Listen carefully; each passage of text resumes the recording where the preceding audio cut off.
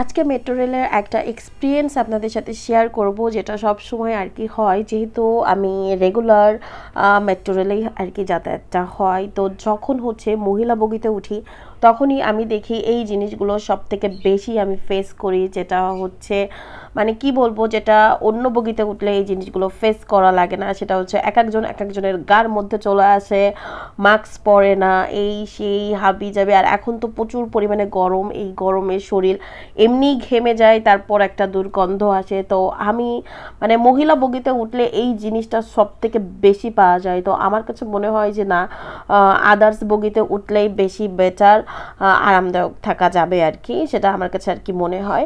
তো এটা যার যার এক্সপিরিয়েন্স, অনেকেই আমাকে খারাপ বলতে পারেন, যাই হোক। তো অনেক প্রচুর পরিমাণে গরম, তো এই গরমে তো ঘোরাঘুরি ভিডিও করা মিস হবে না আর কি। তো যেহেতু আমরা সবাই মিলে আর কি বের হয়েছিলাম, তো আজকের উদ্দেশ্য হচ্ছে মতিঝিলে যাব। তো অবশেষে হচ্ছে মেট্রো থেকে নামলাম, নেমে শর্ট একটা ভিডিও করলাম আর নিজের ছোট্ট কিছু এক্সপিরিয়েন্স আমি শেয়ার করলাম।